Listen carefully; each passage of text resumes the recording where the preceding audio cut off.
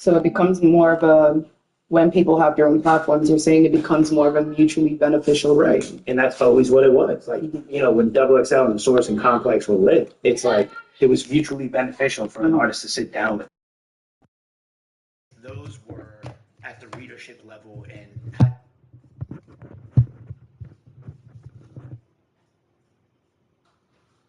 the attention that they do now. I don't think artists would have been doing that back then either.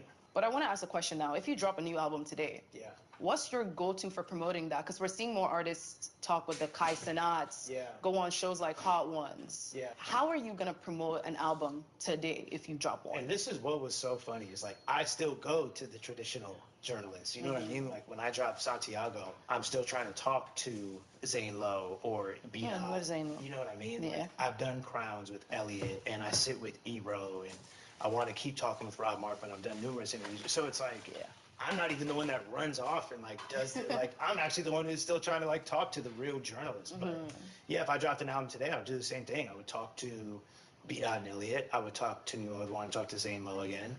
I would talk to Ebro. I would talk to Rob Morthman, and then I would go on podcasts.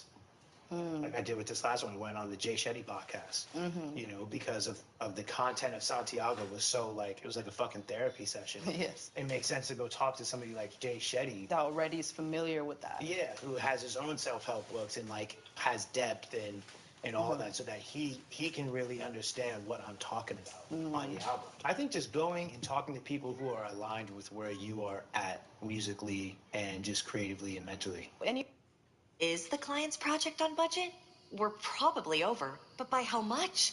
I'll take tomorrow to figure it out before he asks.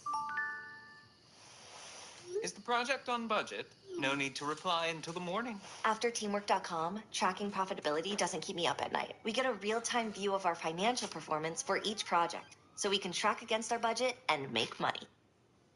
In your opinion, what responsibility do you think journalists have in like accurately representing an artist's narrative? Is there a moment in your career that you felt misunderstood by maybe, would you say, journalism or the way they presented your narrative? I'm sure. I can't remember, like, I can't pinpoint. Yeah. But I'm sure there's been headlines that were just, like, so absurd about me and were just, you know, clickbait headline from an hour-long interview, or they just take this clip and post it. Without context. Yeah, without context. And it's strange to me, too, that this is also what I was talking about with Rob Morthman and Beat Out. It's like, it's always interesting that the media has this like pushback for when I say certain things about them. And like, they want me to respect the media, but the media has never respected me or my music. And I'm okay with that, you know, but it's like, let's be real. Y'all don't post my music. You only post when I say something controversial. So it's like, why would I respect you? You don't even respect my artistry or my craft, because when I drop music or when it's silent. Or when I do world building with Santiago and spend $1 million just on one event of curating this thing in the desert, the Pismo Dunes, and invite fans and flying from all over the world and do this crazy curated high art taste level shit, y'all don't post about it. But if I get into it with the fucking journalists on Twitter, y'all post that. Headlines. Y'all don't respect me or my art, me or my art. So I see what you mean. Yeah, what the fuck? What are we talking about? It's just like... How important do you think critical reviews are for an artist's career? You drop an album today and Pitchfork is giving it a score. I think nobody cares. I don't think anyone cares.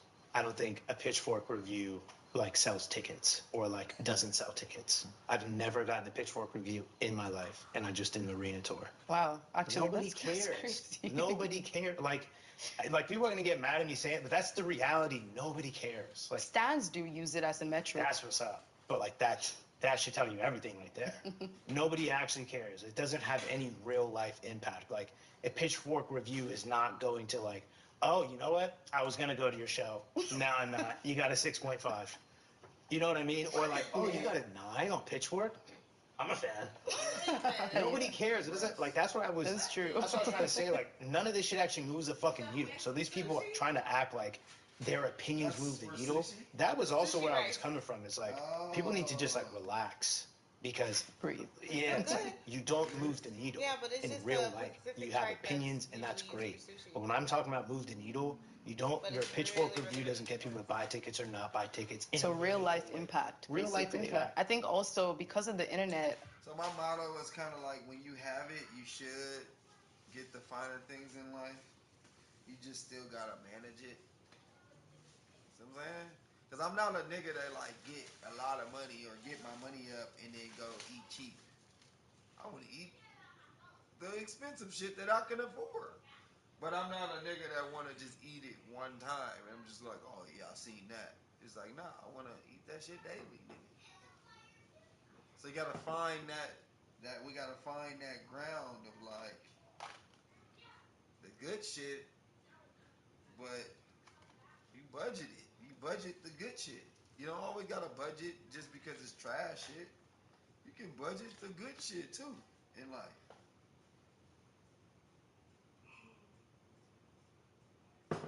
You could be eat steak, lobsters, all that shit motherfuckers be wanting to eat every day. If you know how to eat. Yeah. Like literally, you know what I mean? So that's what I'm saying. So I see my customers get that shit and I was like, yeah, let me grab that too. And the chocolate covered strawberry thing cover, I was like, this bullshit ass, fake ass, lazy ass world. My great grandma made the chocolate, nigga. Personally dipped the motherfucking strawberries in there. Let them motherfuckers dry out. Yeah. I'm like, they got chocolate covering still these. No, for real. I was like, this old lazy ass AI world, Why do you think man. everybody done started making their own little treat businesses for birthday parties and baby showers? Too easy. Too easy. Especially when you get everything for cheap. And then you do what, a dozen for $40? Yeah.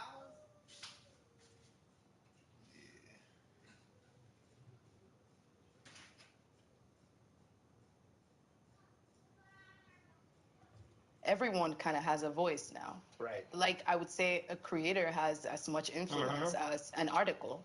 Right. Like so I think the playing field is like That's what I was saying level. too. It's like social media. We're all part of the media now. We're all part of You the know, media. like that person over there is part of the media. If they tweet something about your favorite artist and it gets 10,000 retweets, that could sway public opinion media. just as much as a It Rolling is. Stone article. It is. And I think a lot of people don't realize that behind the scenes how much influencers, creators are actually the tweets you see every day Yeah. probably are paid promotions. Oh, yeah. You know, but a lot of people That's can't also- even tell. Yeah. Yeah. Well, a lot of those like Twitter pages and shit, it's all, yeah. This is the game changer that everybody have been asking for. So basically this big button right here in the middle is to generate chords. So let's just go ahead and press it. Ooh. That's fire.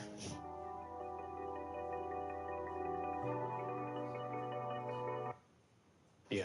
But for an independent artist, right, if they were to drop an album today, how would you say they should promote it? Do the same thing as you? Because they might not have that access. I think it's tough because whenever I talk about like the marketing aspect of this, people either A, just don't believe it and think that like it's some bullshit. Possible. But that's like the pushback, right? And then the other one is like people who maybe receive it. But I think the issue is that there's something that needs to be understood, which is like the music has to be great, right? 100%.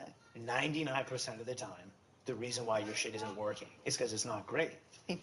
And why I've realized it's actually almost like pointless to even like keep telling people how to market their shit or whatever, is because they all think that their music isn't the problem. Go talk to any up and coming artist. I talk to them all the time. That's an interesting. And it is always, no, it's just because like I don't have money to like run ads, or it's just because they didn't post me. Or it is. I've never talked to an up and coming artist that said, yeah, my shit just isn't there yet. Who do y'all be talking to?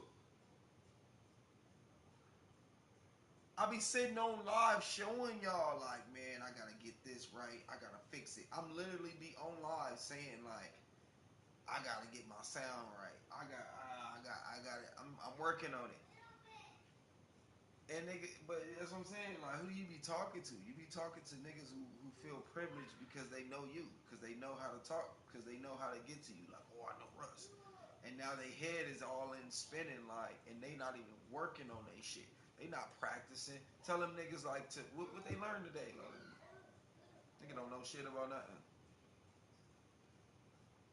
the artists they be referring to, like I be talking to artists and they just no, nigga, you talking to your homies, bro.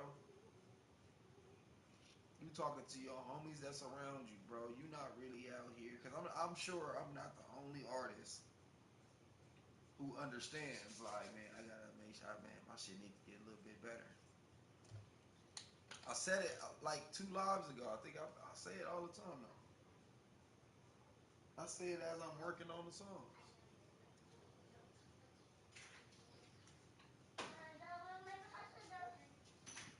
You done with it? That's my neighbor.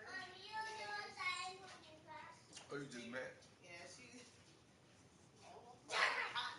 I gotta sit down and take a break. I gotta ask her. She's like, you know, I came from LA, so this right here. Mommy. She said, and these stairs. Hi, Mommy. Make sure you don't drop that popsicle. Ever. So it's like when you're dealing with people like that, that's like talking to somebody who's trying to make it to the league, and you're in the league, you're an NBA player, you're looking at them and you're like, their skills aren't there yet, and they're like, nah, yes they are.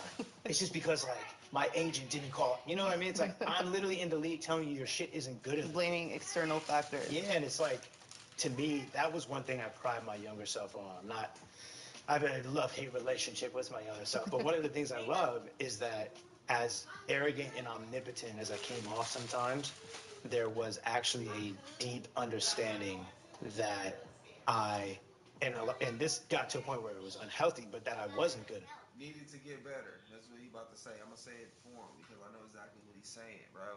It's a deep understanding, even though that I'm confident. You know what I mean?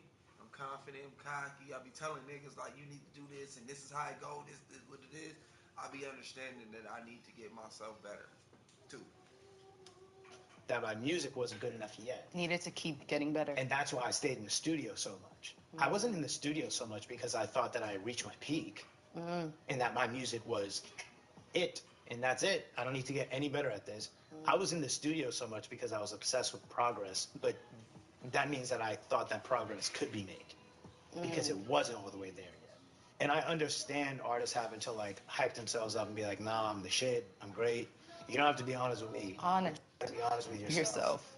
Do you not think you have anything to improve on? Like, do you think your mixes are great? Do you think like your tone is great? Do you think your melody writing, your arrangement, your structure, your cadence, your What makes a difference in the quality of people's lives? Why do so many people dream big and so few people actually achieve it? You know, why are there some people you can give them everything? Love, support, great education, great family, and they end up spending life fighting in and out of rehab. And then somebody else, life just smacks, right? They live in injustice. They are treated poorly. They're abused in some way.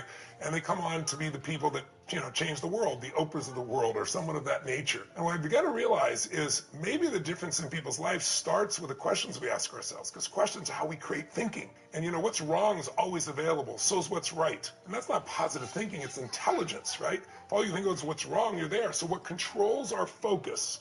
And what we focus, we feel. If you focus on someone's wronged you, even if it's not true, you're going to be angry, you're going to be sad, you're going to be hurt. If you focus on the opportunities or what you're grateful for, you're going to be, you know, brought to a different place. And so we rhyme pattern is just, do you think all that is just perfect? Like none of it needs to be improved upon? Like my shit now needs to get better. You know what I'm saying? So it's like there's no way that these people who just haven't made it yet are just so like, nah, it's everything else. But for the people who I think like are willing to get better and I think the best way to market yourself is to be consistent, you know, and it's videos, to be honest. It really is. Video content is king right now. Yeah, that's, you know, there's no way around it. You can stomp your feet and be like, it shouldn't be like this. Okay, but now what? That's my whole thing is like, now what? Now that you've expressed how disappointed you are with the current climate of trying to blow up or whatever, now what? What are you going to do? You know, you got to figure it out. Because there's been a lot of pushback by artists. I have a lot of artist friends, and they're like, you know what, I just want to make the music. I don't want to become a content creator. You know, what do you say about that? I think just manage your expectations then. You know, it's like, okay, you don't want to do what other artists are willing to do. And that's fine. But then, like, don't be surprised when they get here and you get here. Because you've literally just expressed you're not willing to do this. So, okay, that's fine, but then like manage your own expectations, you know? And I think a lot of artists, once again, it's just the entitlement of just feeling like I shouldn't have to do X, Y, and Z, and I should still be able to be as big as Kendrick and Drake and Cole. You know what I mean? It's like, says who, you? Like, that's not even what the market is saying. The market is saying like, we want to see you, you know? Also, those artists came out in the blog era, and they used the medium back then to get their music out there. So times have kind of changed, and you gotta. Yeah, I think, look, for the most part, a lot of people have iPhones. Get creative, and like, I'm not saying it's easy or whatever. I'm just saying at the end of the day, if you want it that bad, you'll figure it out. So the whole like, I don't want to become a content creator. Okay, you're probably not gonna blow up, and that's okay. But like, don't, you know, once again, it's just all Just be about realistic. Be realistic with yourself. Mark Manson, who wrote Subtle Art of Not Giving a Fuck, he has this great part where he talks about people not really wanting it that bad. And he talks about how he wanted to be like a rock and roll star or whatever. He was like playing guitar in a band. I'm gonna like probably butcher the story, but I'll get the gist of it. But you know, it was a lot of like sacrifices, and life on the road wasn't fun, or like, you know, staying up late, putting these hours in, practicing, being broke, da da da. And he realized like, oh, I don't want it that bad. I like The idea. the vision of the summit, but I don't want to do the actual climb. Climbing. You know, it's like people who want, like me myself, I would love a six pack, but not that bad. You know, not bad enough to like do what I actually have to do to get it. That's fact. Yeah, so it's like a lot of people do want to be a massive artist, just because who doesn't? That's awesome. The idea of it is sick, you know, but you don't actually want to like do the stuff you need to do. Like if you're an artist who's like, I don't want to be a content creator, I don't want to have to make videos, I don't want to have to market myself, then you don't want to be a big Not artist. one, not two, That bad. but three new You don't. features You now like the available idea on. of it, like having fans and doing shows and getting money and girls or whatever it is, but you don't actually want to go to the gym, track your food, be in a calorie deficit, 8 hours of sleep, gallon of water. You know what I mean? Like, you don't want it that bad. And a lot of people just need to realize like they don't want it that bad, and their life will become a lot less. They'll have a lot less friction in their life, because suffering a lot of times comes from the like resistance of your reality. You know, you're suffering so much. Almost in denial. Yeah, you're suffering so much because like you're resisting the fact that you actually don't want that thing that bad. Would you still take the independent route in today's landscape if you could do it all over again? Yeah, even more so. And why would you say that? Just because the barrier to entry to like reach your fans and all of that is lower than it was even 7 years ago. You know, it's easier to like reach people. And I know a lot of people are like, no, it's not. Everyone else is doing it. It's like that doesn't negate the fact that it is easier to just make a post and reach people than it ever was. Yeah. So like the greatness rises to the top. That's always how it was. But at least you have a shot. A lot of people say it's saturated though, so the cream doesn't rise to the top anymore. Well, but like, listen to even that, right? That's them implying that they're the cream. What if they're not? You know what I'm saying? Though? It's like, what if they're not? But no artist has that self-reflection. Like, nah, I can tell the cream doesn't rise to the top because I'm not at the top. It's like, what if you're not the cream? That's actually cracking me up, because actually that's true. It is. You have to have a level of honesty to be able to self-reflect and be like, I still have some work to do. I can tell you this, right? In 2011, when I was making like my first songs, there was a mixtape called Velvet, and I did Velvet, Apollo 13, Straight from Limbo, 5280, Vacation, The Edge, Colorblind, Pink Elephant, Silent. It was like 11 mixtapes, right? For the first 8 mixtapes, I was living in just my own little bubble when I was making them. And I loved them. I thought they were the greatest shit ever. I would tweet like, oh, I'm about to blow up off of this, you know? And then I would go and play like Take Care by Drake. And I would have the honest moment like, yikes. No, my shit's not like it's that. not there yet. Yeah, it's not there. There's a huge gap. You know what I mean? And so it's like I understand, because I was in these people's shoes where it's like you're making shit that you're in love with. But you also like, I would also then go play like my favorites and be like, nah, you know what? There is a gap. But it wouldn't discourage me. I would just be like, I have to keep going till I get that good. You're championing independence even now. How do you view the role of like major labels Do you think there's a world where independent artists and signed artists could thrive on an equal ground? I think that's happening now. You think independent artists are thriving right now on the same level? I think you can. You know, like, I think you can. I think, you know, what I'm doing more than a lot of major label artists. You know, even like with classic metric of first week sales, it's like Santiago did 42,000. You know, which is It's hard to get in this day and Right. age. even, and they took fucking sales away. But yeah, I think the role of major labels now, to be honest, I told one of them what they should be doing. And maybe they are doing. I know, like, they kind of outsource shit, but if you're a major label, I think the best thing you could do is give the artist money and give them a team, digital content creator team. Get somebody who's writing treatments for all the songs, 30-second commercials, and have somebody who's fucking filming it. And it's just part of the marketing budget. It's 10 grand a month, and you have a team for the artist who That's doing all that. yeah, so that the artist can just make the music and you have the content creators on staff. That's actually I told them to do this. cool. I'm sure they probably- So the artist isn't just like, hi, I make music, but they're just having someone document that process. Right. They have someone documented, but also, like, let's say an artist puts out an album and, you know, they deliver it a month in advance to the label. The label gets that content creator team that they've hired for the artist. They give them the album, and the content creator team writes treatments for all the songs that are 30-second, not music videos, short form content ideas for all the songs. And you guys go and shoot them, and, you know, that's the modern day marketing.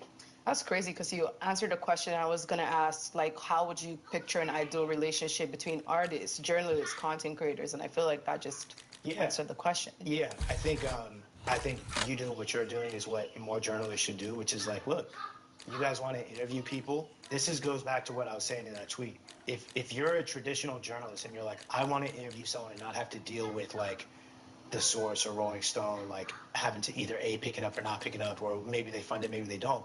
Look, DM the artist or their manager. You guys have the context now. You've been in the game for 10, 15, 20 years. DM them, say, I want to do an interview. And you...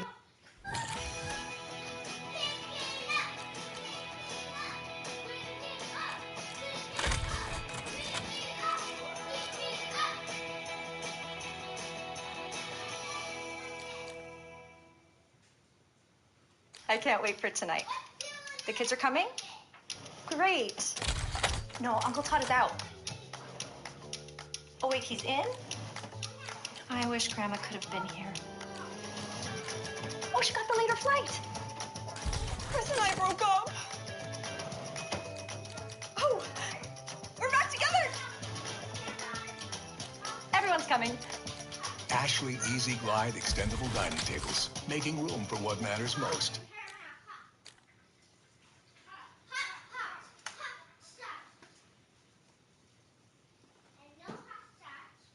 And you got to put your own money up to produce the interview. Or if you don't have it, hopefully you come across someone who's generous like me, and they say, I will get the I can cameras. help you, yeah. You know what I'm saying? Like, that's all I was saying That's to me. rare, though, I would say, in my experience. It's even rare for artists to be like, because a lot of them, I'm down. And I'm like, yeah, it's going to cost me money. Yeah, but see, like, I was hesitant to, like, ask to help because of, like, the whole fucking Discord. I'm like, God, now, like, I'm a schmuck for, like, asking, like, to help if you need help. What a strange world we live in where people try to vilify somebody who's offering help. You've accomplished so much, but I'm sure there's more that you want to achieve because you seem like an ambitious person. Yeah.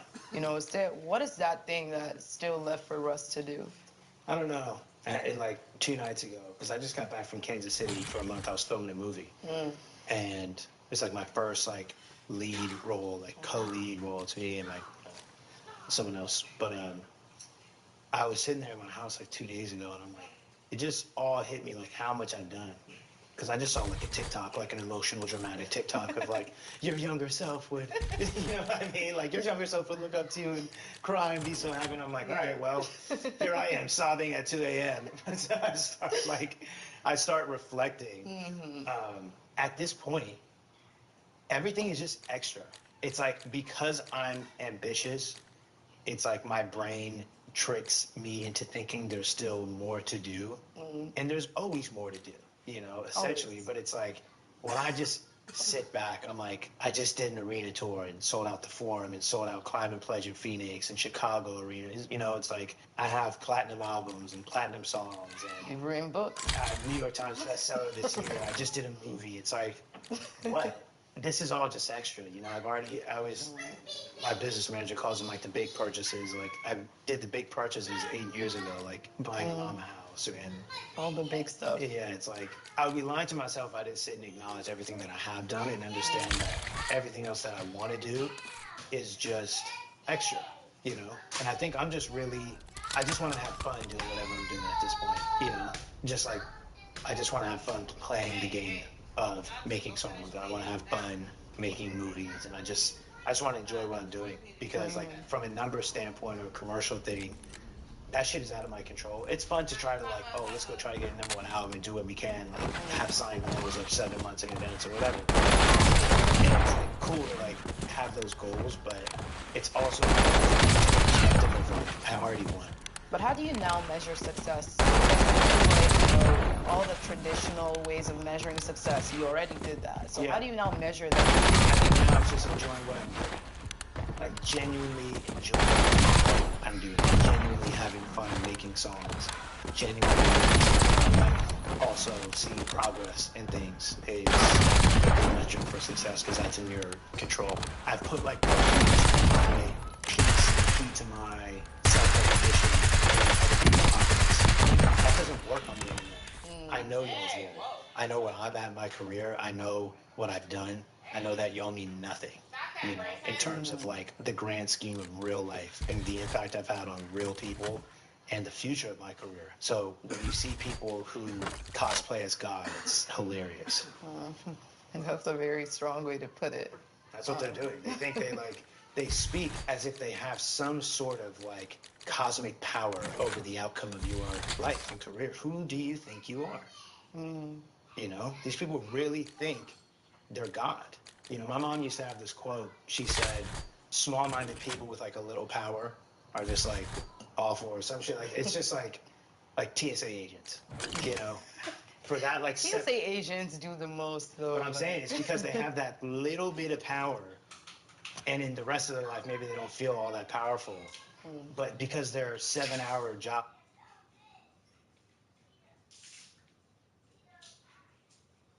What's up, bro?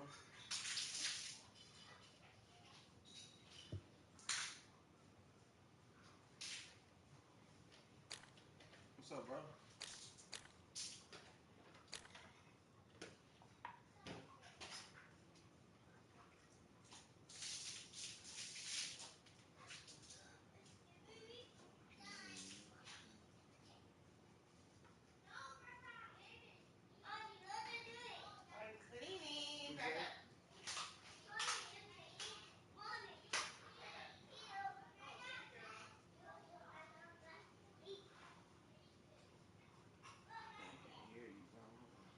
Say it again.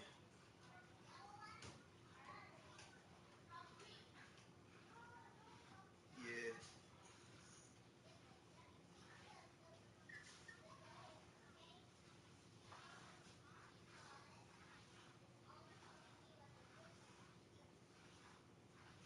Did you have it up?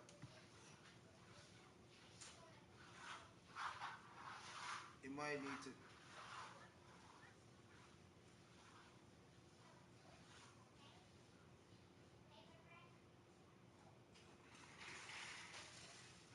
You probably gotta put it in a different area, like a different spot, because the spot probably too closed in.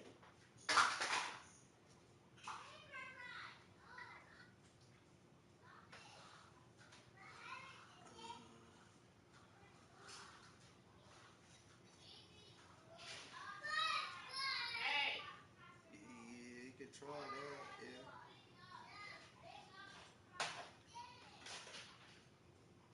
Or try to see if the TV can scoot over to the right a little bit.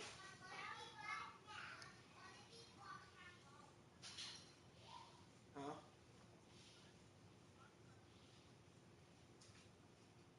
Yeah, I think that spot is like closed in, so it ain't getting no air back there. Like when it get hot, it's just circulating right there. Yeah, the heat too. If the heat is on.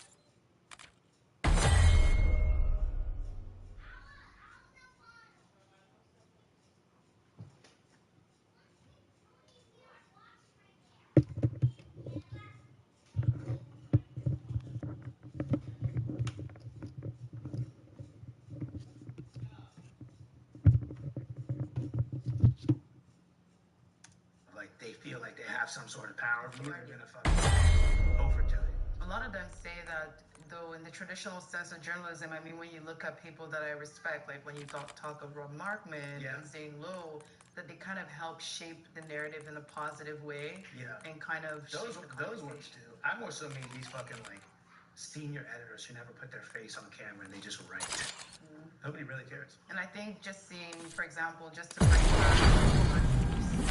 start to really get in front of the camera, it's been inspiring to me to kind of see that. That's what I'm saying. Like him, Wayno has his thing where he gets in front of the camera. B-Dot's always been in front of the camera. Elliot. I think those people are like trailblazing that space, you know, because they understand that they do have a platform. And when you have a platform, like I just said, anyone with a platform can like sway public opinion.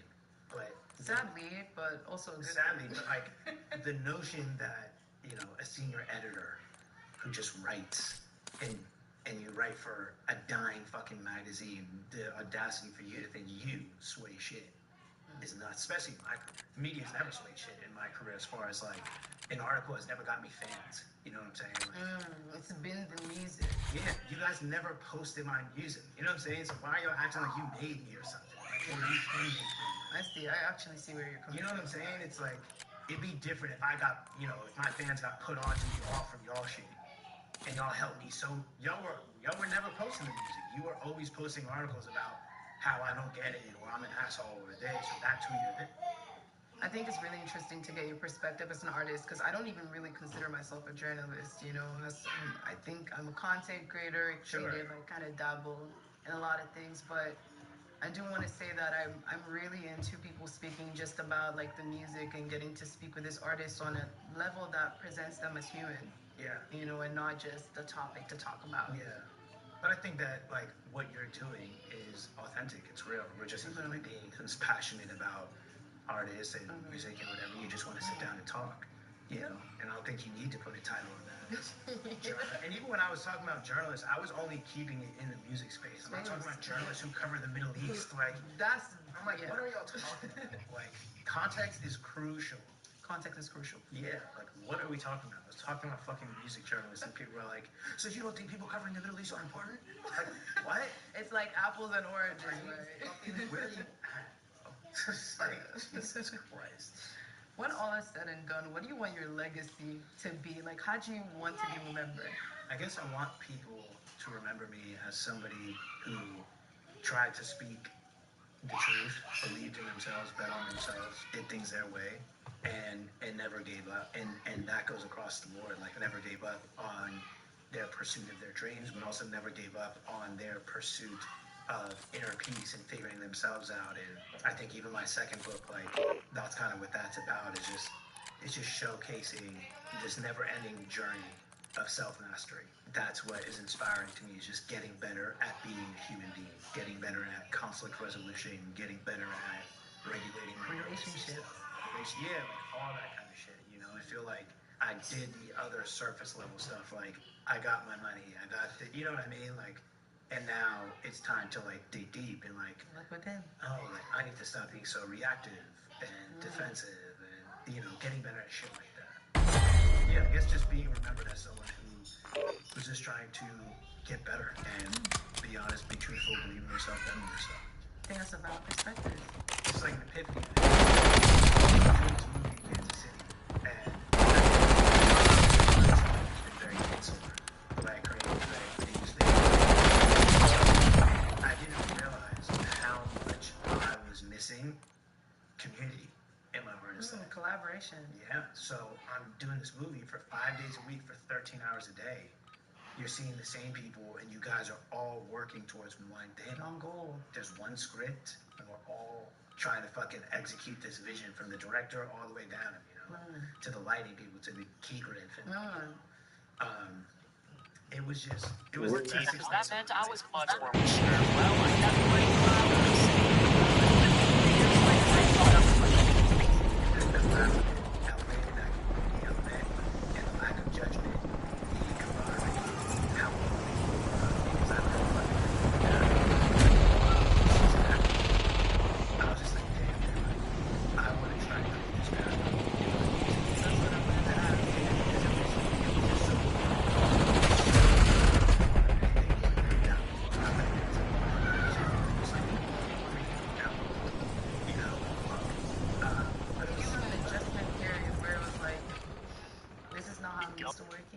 No, to be honest, like I just showed up nervous as fuck, but after that.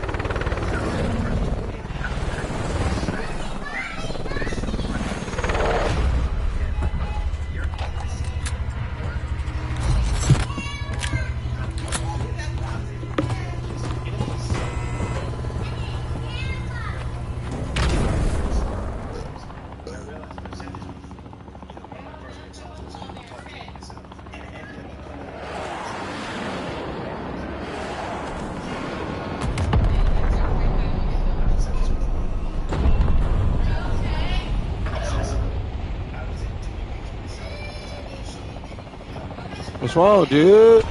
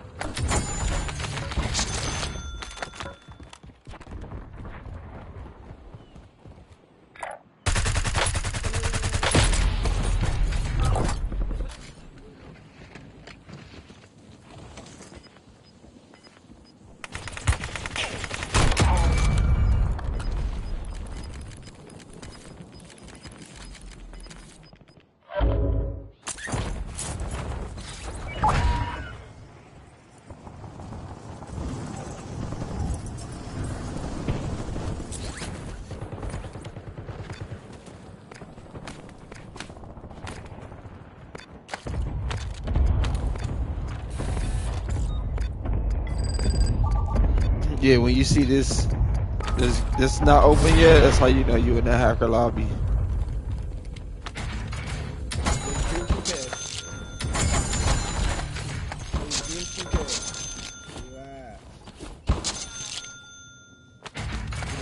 You there? Yo, Dream 2K, where you at, bro? I just heard you talk.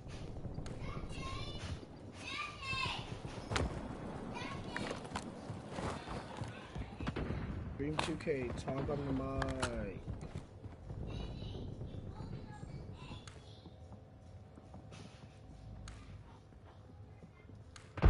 Oh, I have some of it.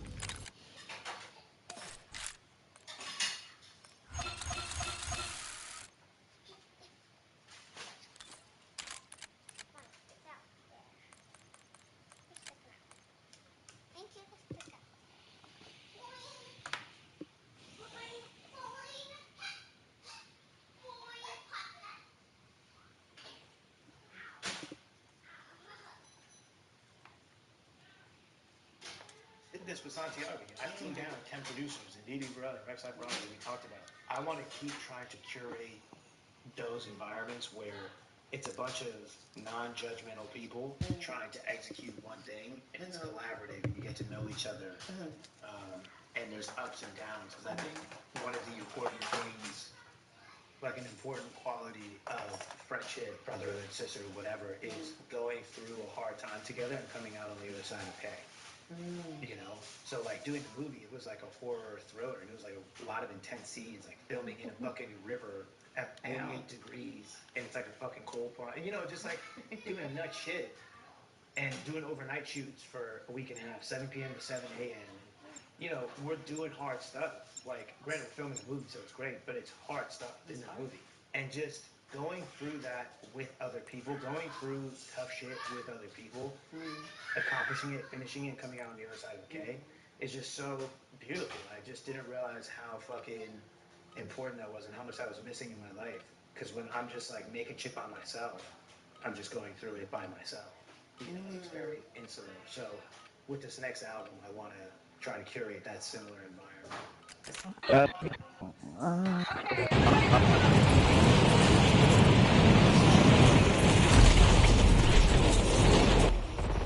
Throw this dinner party like the goddamn grown-ups we are.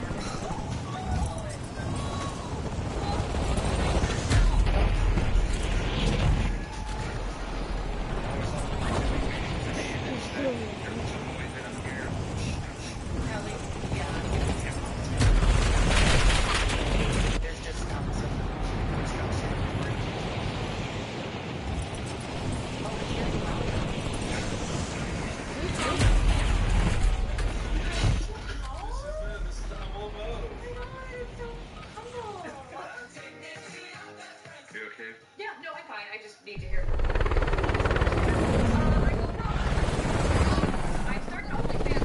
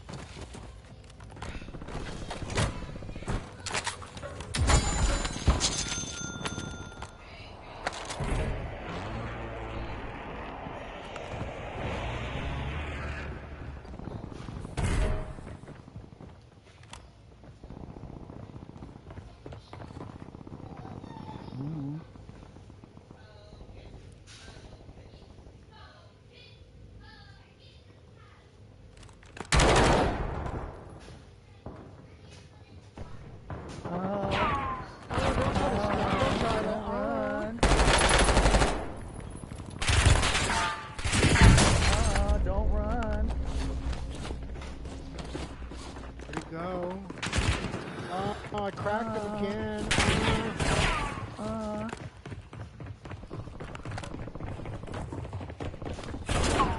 It was like Pac-Man.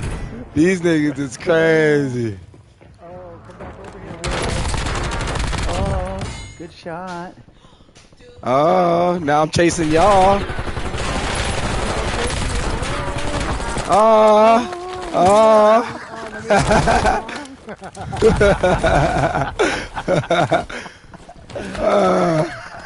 y'all is crazy, bro. Hell no.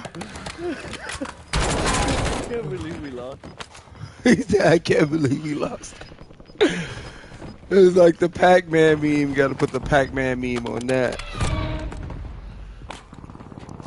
You got to run. Hit the thing and then...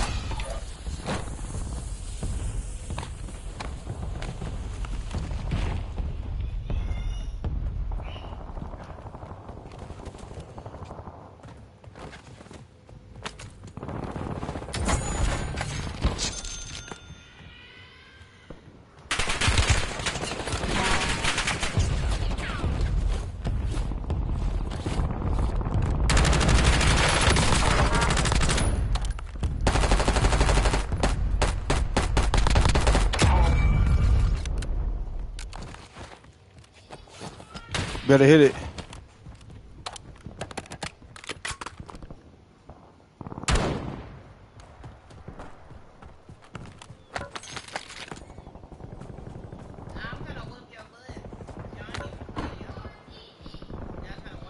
You still right here?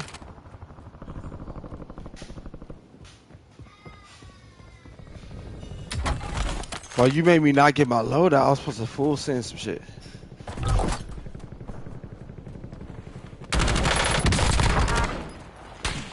Oh, you still not hitting your shots? Oh, just stop sniping.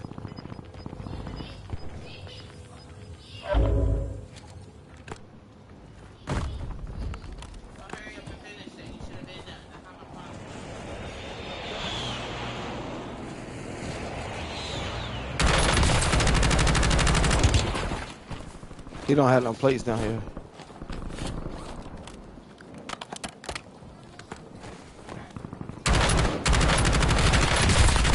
Where'd he get plates from?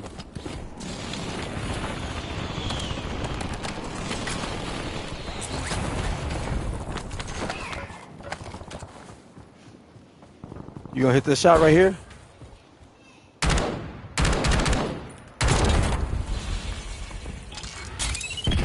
A third one? How the fuck? Or was it just two? Bro, sprint it. Oh, that's where you at. Yeah, boy, just landed on you.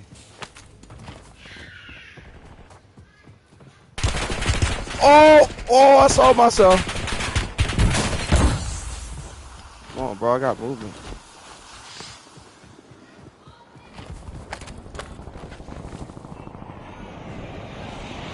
Do you see me?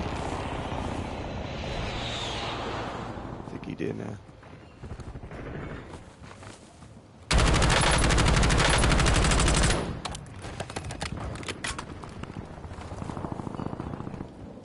He's not gonna hit the shot. If he hit the shot, oh, he hit it! You finally hit a shot? And then I'm dead.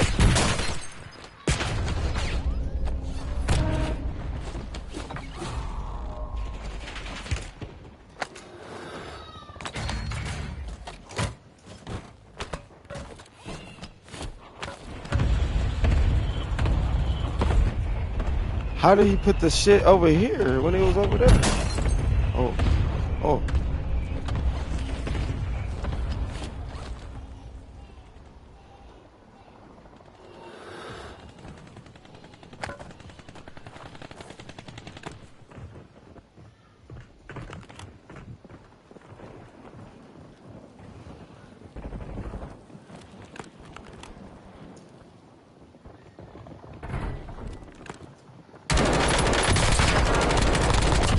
Revenge. You all the way on the roof, bro? You're not even by your team.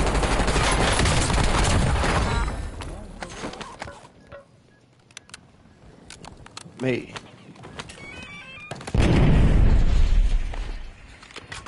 Fuck you do that?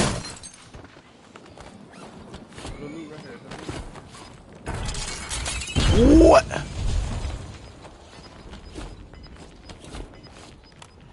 Good? Hell no, I ain't good, bro.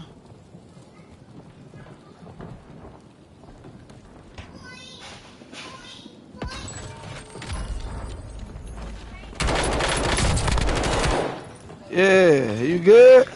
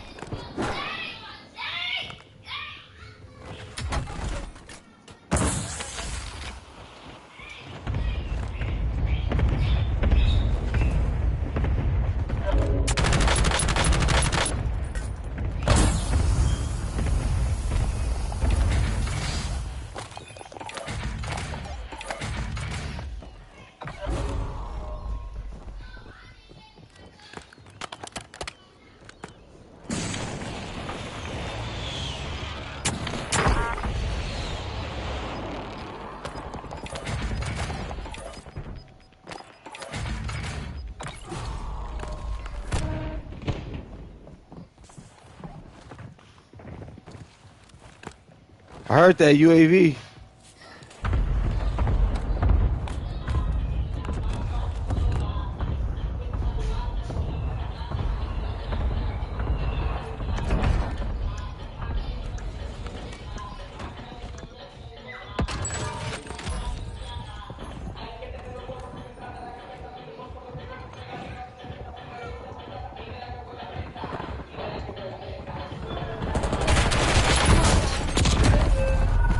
I heard you, bro. Where'd you come from, though? Bro, you heard somebody else that thought it was me, bro. I hate that sight. I can't fault you, though. I can't fault you.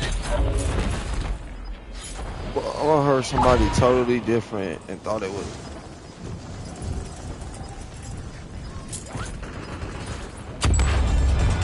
Oh, wait. We might have set ourselves up.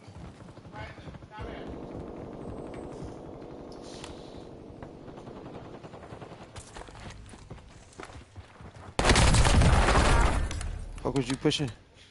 Picking up? Oh, you was picking up an invisible dude? The fuck? The fuck?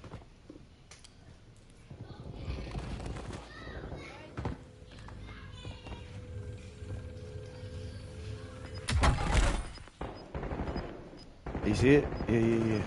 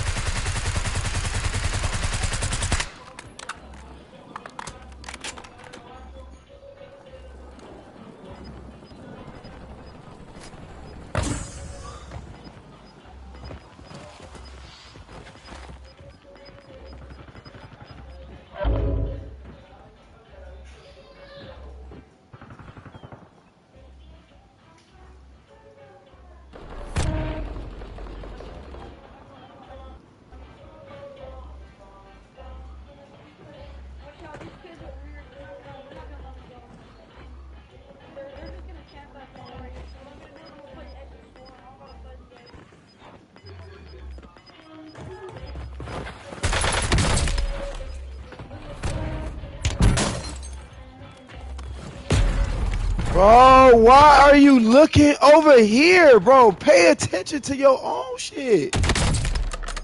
Like, the weakest type of dudes, bro. Nobody want to watch your kill cam of you fucking third party and a sniper.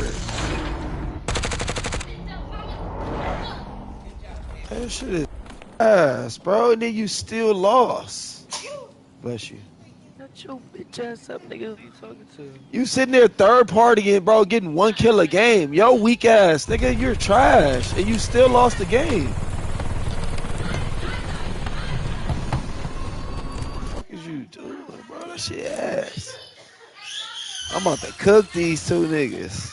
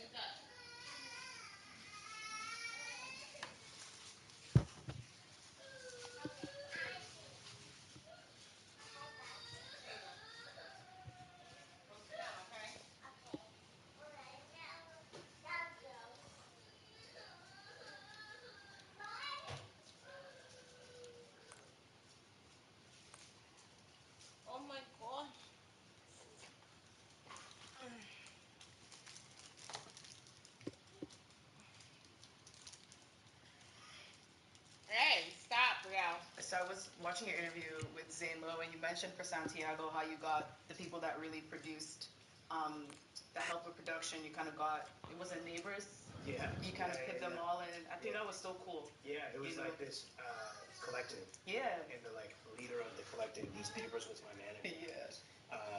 It was cool. They were a bunch of like type beat producers on YouTube. Yeah, but like those guys are really talented because they can make a bunch of different kind of shit. And they're used to just being like, hey, I need this, so can you make this? Yeah. And it was awesome. I just want to do it again and be more intentional about it. You know what I mean? I was intentional with like, okay, I want a bunch of people to come down and make music and hang out, but I wasn't intentionally trying to create a community. I see. You know what I mean? It was more so just like, no, I'm just having like musicians. Let's do it. Yeah. But it wasn't like, oh, let's hang out and let's like get to know each other. Because that was the thing with the movie. The majority of the time.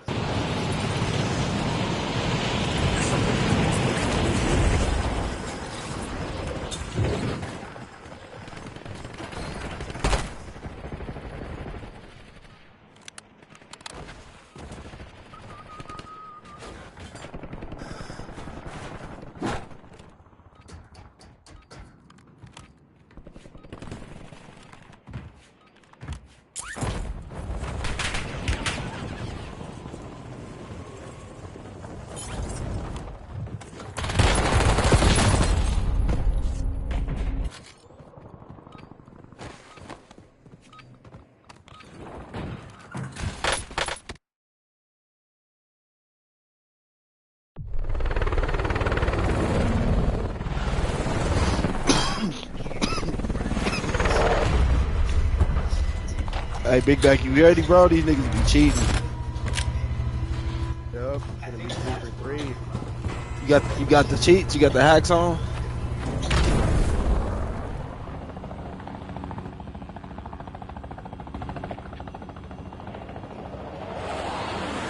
You got no hacks? You ain't got no hacks?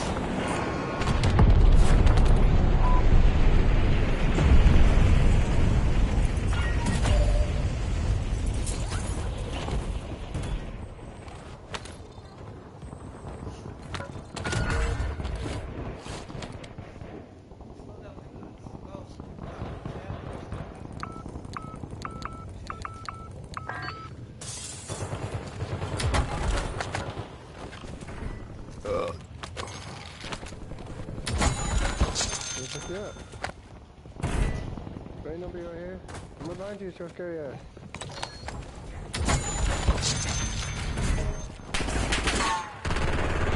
Oh! Yeah, bro. Multiple broken.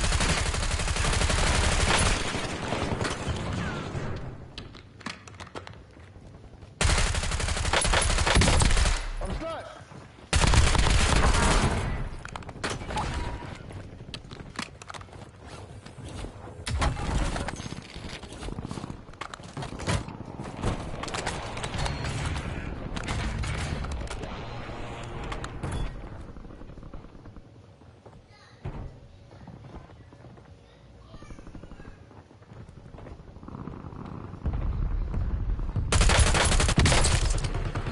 Behind me, Jay.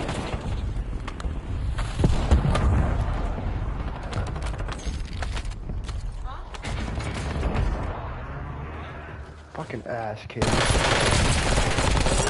was really shooting. Oh, I got somebody with my mind.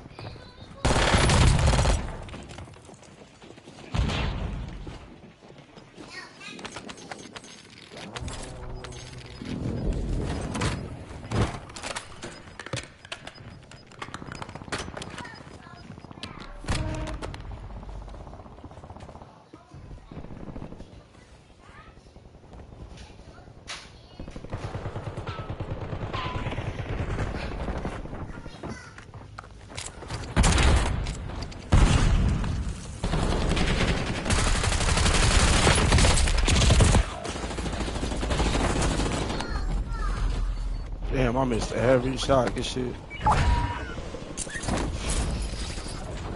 Two on me, two on me. Oh, fuck.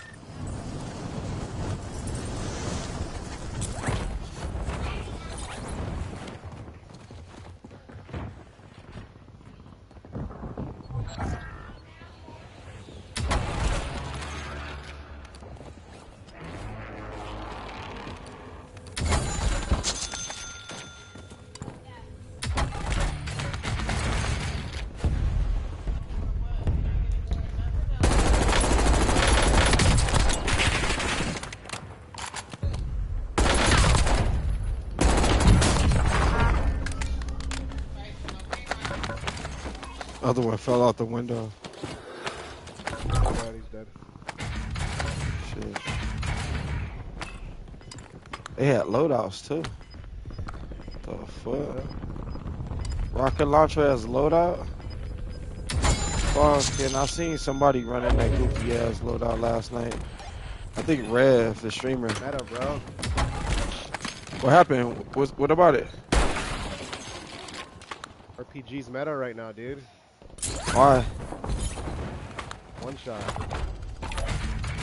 Nah, bro hit me with it at the staircase. That shit didn't down me.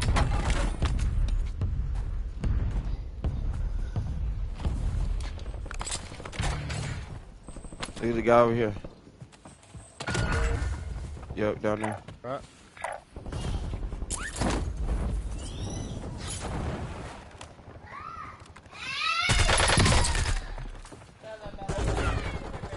Shit, good shit.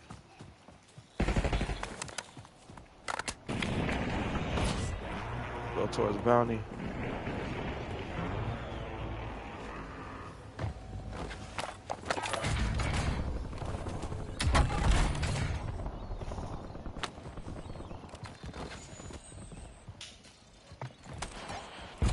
Guy on me right here. Oh shit! I tried to do it with that headshot. Oh, good shit, good shit.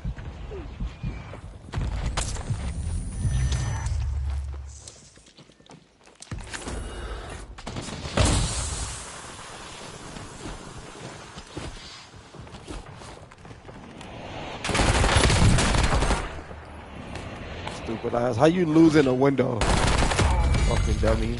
Get him up. Motherfucker.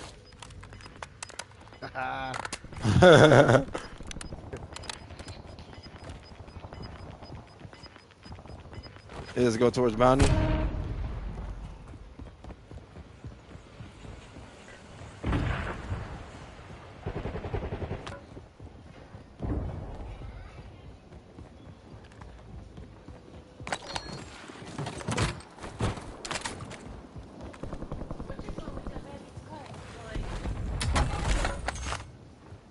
Bounty at grandma's. Right here. Bro, how do you... No UAV or what, bro? Bro just automatically turned around and looked at me. Oh, yeah, level 30. Automatic headshots and shit.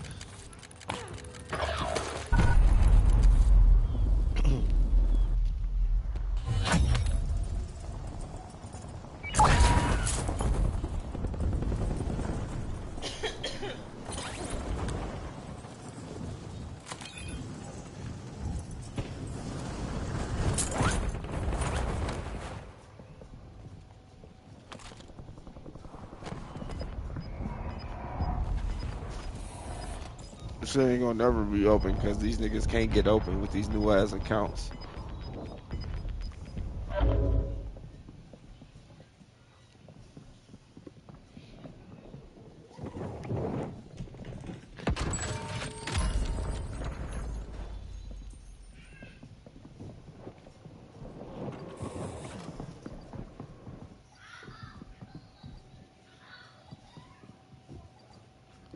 Two in my building. Yeah, there's I think one in mine as well. Jumping over. What?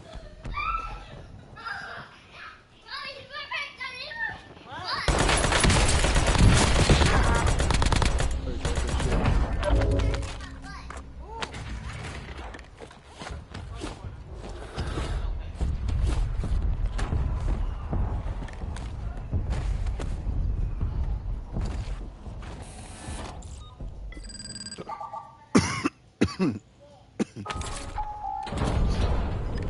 got 22K. Yeah. You go buy advanced UAV.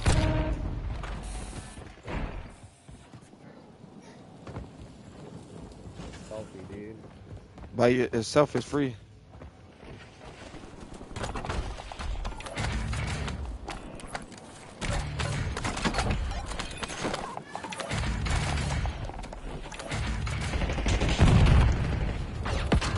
Pussy.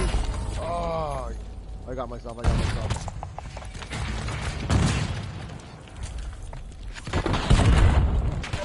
Hey, dude. It's that fucking rocket launcher you told me, bro. That shit is good.